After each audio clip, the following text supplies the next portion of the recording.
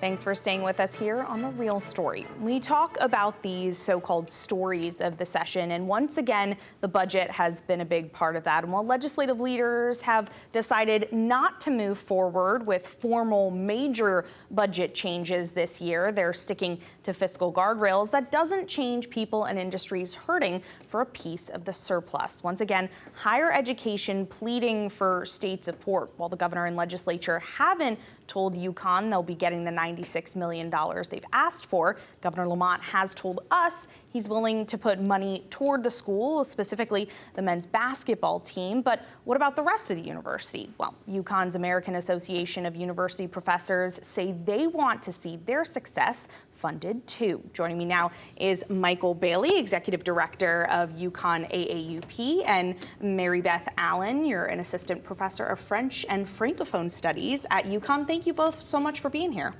Thank you. It's nice to be here. So, UConn has been fighting for more funding at the legislative level since last session when we saw the budget being decided. There are some intricacies to get into, but, let's just start with all eyes are on Connecticut and specifically UConn right now after the men's back-to-back national title this past week. Men's basketball coach Dan Hurley is getting bonuses. There's talk of possible improvements wanted for Gamble Pavilion, the arena, giving the state a lot of pride and recognition, but you're all being told by the university that there's a $96 million shortfall due to lack of state funding. You could be facing even more cuts to academic programs. So, Mary-Beth, for you as a professor at UConn, how does this all make you feel right now?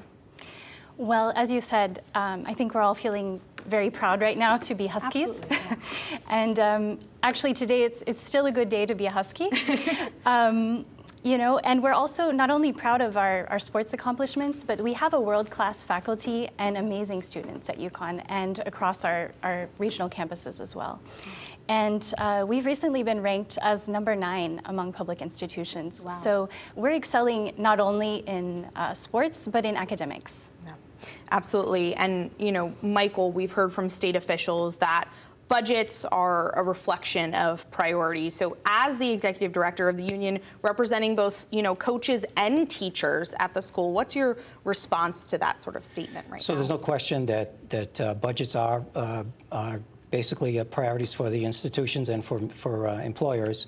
We completely agree with Dan Hurley's comments, which were that he is happy with the resources that he's getting for his program. He sees that as a successful part of his program. Yep. We would like to see priorities for the university to also, and the state, to also fund academics. We want to see academics be a world-class leader, just as the basketball program. Yeah. And Michael, you've been working with the legislature since last year. So quickly update us, for those who don't know, where does this all, currently stand in terms of, asking the state legislature for more money? What have you been hearing from lawmakers recently? So first of all, we're fighting every year, it seems, at the legislature for additional funding. We get our block grant, and it seems that it's always not enough, and so we're going back to the legislature to ask for more money. This year, it's a $96 million additional ask that we've asked for. Part of that does include what Mary-Beth was just talking about, was some of the reductions that have caused the individual departments to find rescissions. The provost has put in place some rescissions, 15% over the next 5 years, to try and offset some of the losses. So really, looking for the legislature to fund the 96 would take care of some of those shortfalls and allow the departments to continue to produce the types of students that really do well for the university and for the country and for the state, as a matter of fact. Yeah, and we know since UConn didn't, make up that shortfall in the budget, the 2-year budget that was passed last year, we saw some of those revisions and some cuts already need to go into place, which students and UConn officials were telling us would need to happen. Mary-Beth, you testified this session in front of the Appropriations Committee, pointing out financial pressures and impacts. Can you talk to me a little bit about what the financial instability of UConn right now has looked like for you as a professor and for your students? What are some of those cuts and revisions actually looking like in real life? Right. So the cuts that we're looking towards and we're already really experiencing are absolutely devastating. And in fact, if they're fully implemented, the language that I'm hearing among colleagues is that essentially that these cuts will destroy the University of Connecticut. Absolutely. I would start by just saying, when you look at a department like my own, maybe 95% or more of our budget is personnel. Okay. So when you cut 20%, you're cutting people, you're cutting courses, you're removing the people teaching the courses. And then you have ballooning class sizes. When you have ballooning class sizes, you have a clear decline in education. And we're already trying to, we're preparing for some of the worst, but we're almost in a bit of disbelief. That's what I'm hearing among a lot of colleagues, because really the degree of the cuts is such that we don't even know how to handle them, where to begin to. It's just really inconceivable. And we're talking about cutting twice the size of our graduate program in my department. So if we start with cutting the most vulnerable people in our department, like graduate students who do so much for our academic mission and are a draw for professors, they're a central part of what we do at the university is educate graduate students, and they serve the university as well as teachers. So when we consider eliminating graduate programs, we're talking about those ballooning class sizes. We're talking about students receiving much poorer education. We're talking about students in Connecticut that personally I wouldn't want my child to study at the University of Connecticut if all of this comes to pass. And so colleges, If I could jump in here. So, absolutely. So first of all, we're not sure whether the funding is going to be available. There's talk that the legislature is going to come forward. There haven't been any cuts that have been put in place. The faculty have been asked to identify areas where they see could be possible places where they could make some savings. So we haven't gotten to that point yet.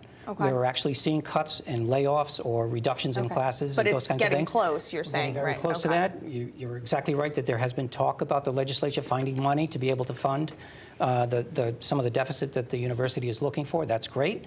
But until that actually gets into place, we're still just identifying and looking at some areas. There haven't been specific cuts yet, but it's the feeling within the university from the faculty that if this is going to come forward, it's going to be devastating for the university, and the university is going to find itself in a worse position with its peer institutions than where we are now. So Mary-Beth is absolutely right.